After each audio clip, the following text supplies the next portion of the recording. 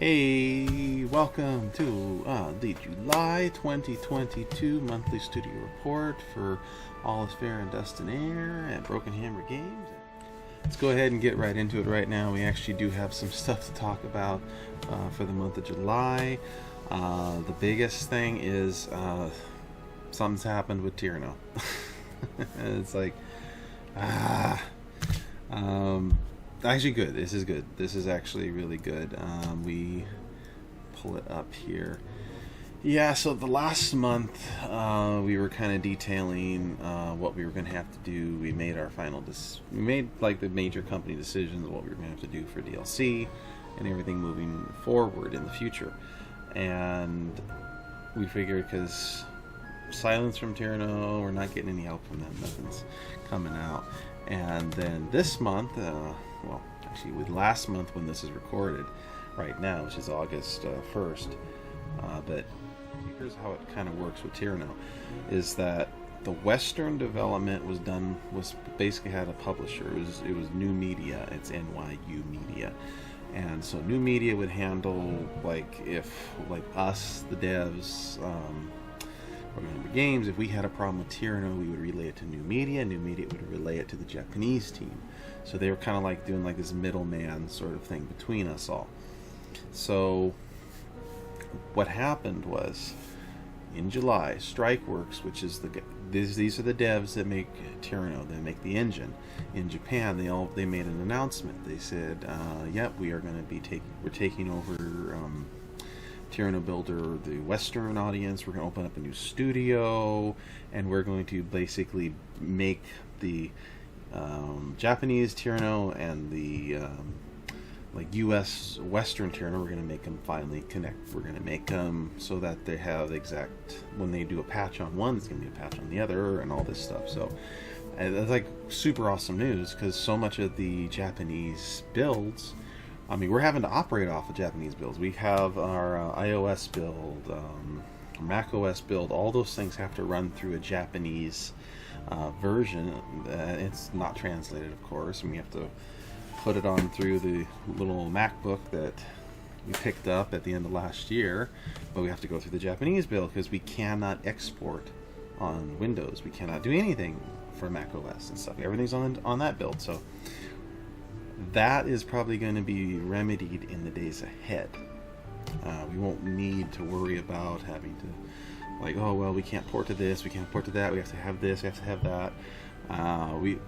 The framework issues that we've been dealing with for like 6-7 months have actually, these should be some of the things that are going to be fixed by Strikeworks. So we're super happy, we're very encouraged. All of a sudden it's like, we're kind of like, I'm very much at the point where I'm like, why wasn't this announced months ago? It would have been very helpful for all the frustrations that we were going through.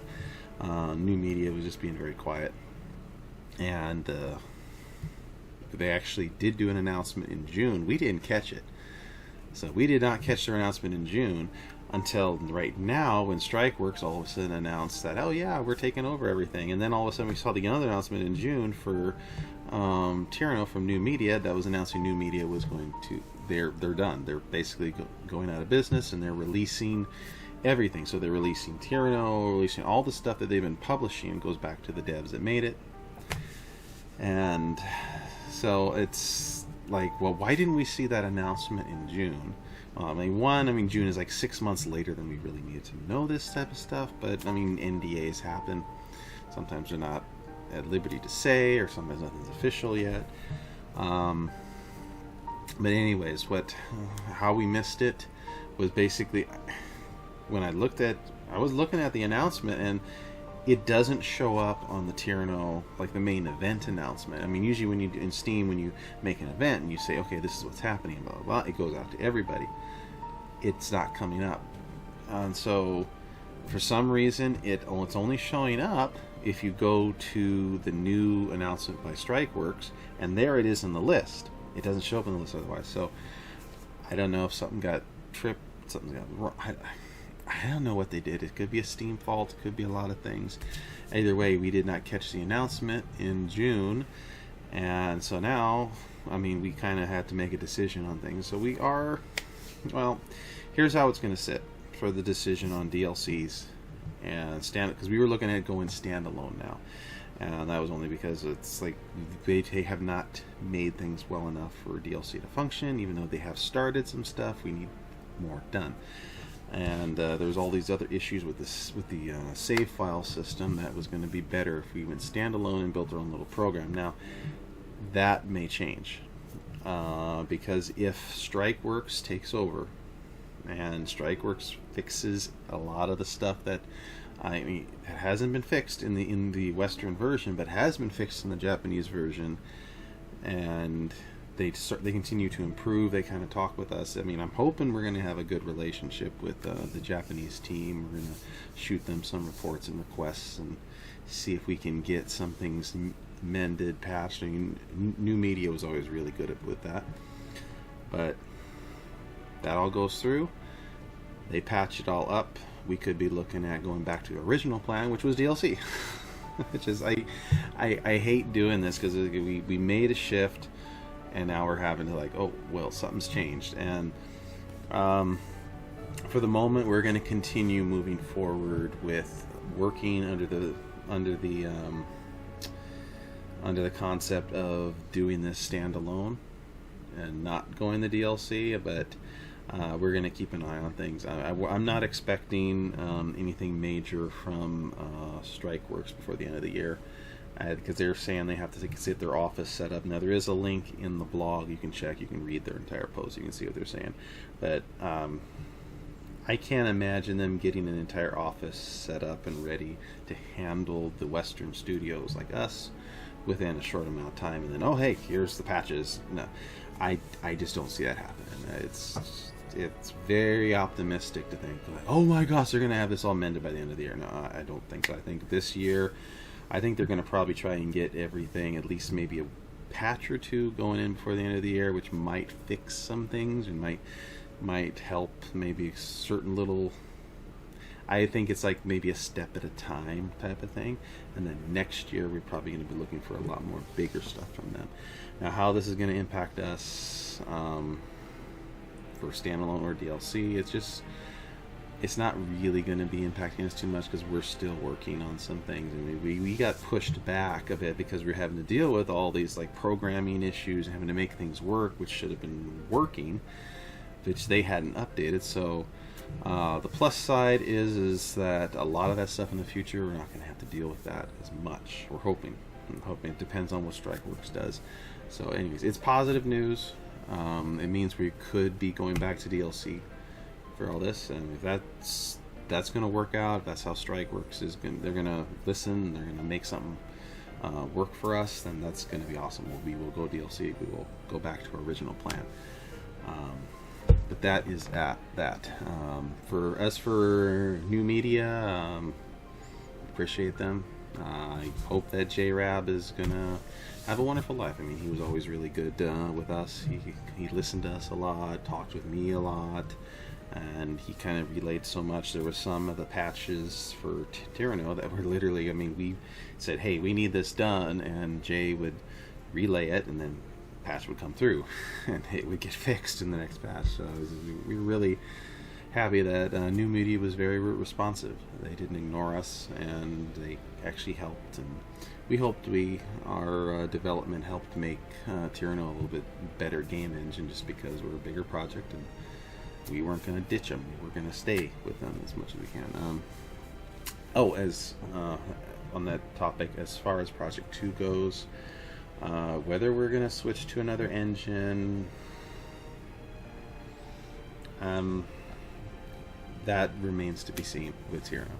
That's all I'm going to say on that. It's that if Strikeworks can turn this around and they can take Tyranno into the next chapter of its development, I'm hoping that means it might be going into Unity, so that they take their Joker script and bring it into Tyranno, merge that together, and then there we go. Then we got the future of visual novels everywhere, and nobody else is going to be able to match it.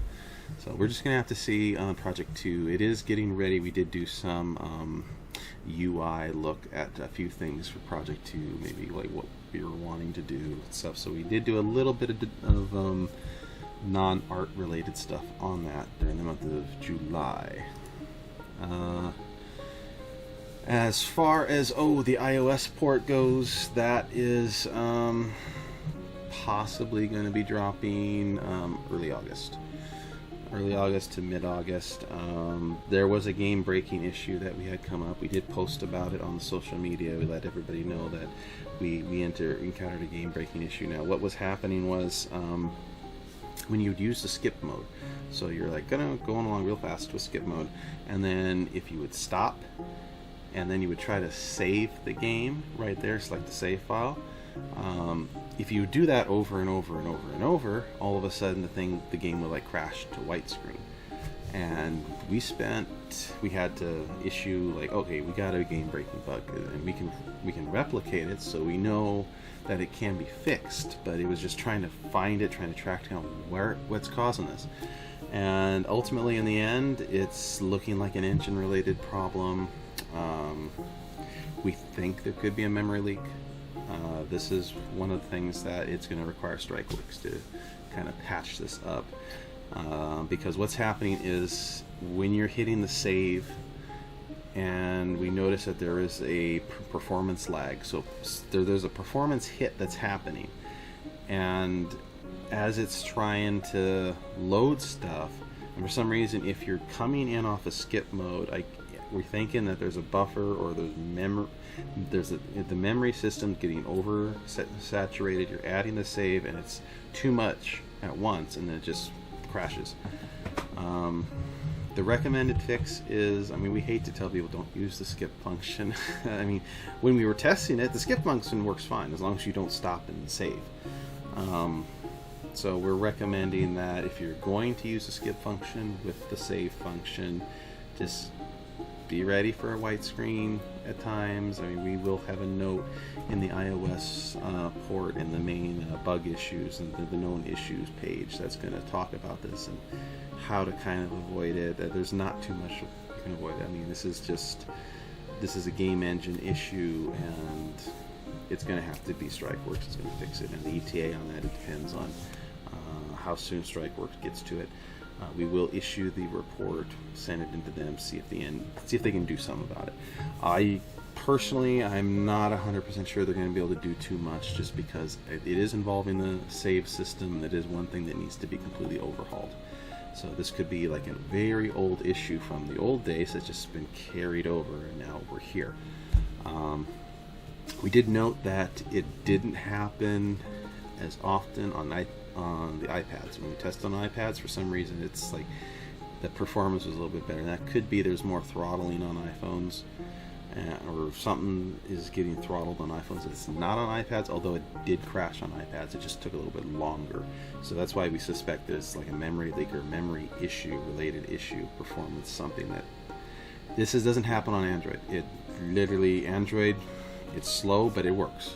It keeps working. iOS, we got crash.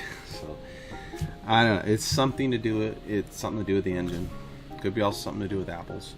And so we are going to keep on looking at it with time, but we don't think we're going to be able to get this fixed without a major update from Tirano. And moving along, I do want to cover a little bit of art, so at least show something interesting. We do have something on the page for the blog, but I want to kind of go into a little bit more, just because I always go into it a little bit more on the blog, just for those that happen to sit here and listen to me ramble on for all this time. You get something to look at and go ooh ah for a moment while you're like, oh crud, now we're back to listening to him ramble. So let me go ahead and pull this up. This is actually one of our backgrounds I got done during the month, and this is actually going to be related to Astock's character. This is his home in Eddings Cove. And this got finished real fast, actually. This was one of the quick ones that Georgie was able to do. He had a good idea of what he wanted to do with it, but we had to kind of converse on a few ideas, few possibilities. This originally did not have a greenery thing around this wall and that didn't have this type of a gate, and we kind of looked at some of our ideas for the park, and because I kind of brought it up as like it might be nice to have like a little bit more greenery around there. So this is just kind of showcasing one of the backgrounds that did get done in the month of July. Of course, there is going to be a night version of this. I believe there should be a night version. We have one scene that I think does take place at nighttime, or at least maybe dusk or early morning, where it's not as light. So that will be coming up in the days ahead. And also to showcase, we had a few more powder models finished. So I'm just going to throw some in here just because powder, everybody loves powder. Yep. There's one cross arm, and then we have, of course, this is what we're doing with her. We're having her with this muffler with and without. So at times she'll have it on, sometimes she'll have it off. We're going to be very flexible with her character on a lot of things. It's going to be good. We're really excited to kind of get into the engine with her and to flesh out a lot of stuff for her character. So that is pretty much it for the month of July. One last thing we did, if you've noticed it, maybe some people have noticed it, nobody's really mentioned anything yet, but I did sneak in a little price drop on Dust and Air for the month of July. It happened right after the sale, and the reason for this was we were planning on doing a little price drop for the anniversary sale, and because our company anniversary takes place at the same time that the Steam sale does for summer. And so the Steam rule is like, you can't do a sale and a price drop type thing at the same time. So we're just like, okay, we'll run the sale, and then right after the sale, we'll do the price drop. So that's why that happened. That's why I went in. It was actually my plan to kind of drop it after the first year a little bit, bring it back down. Apologies, we couldn't do it during the sale.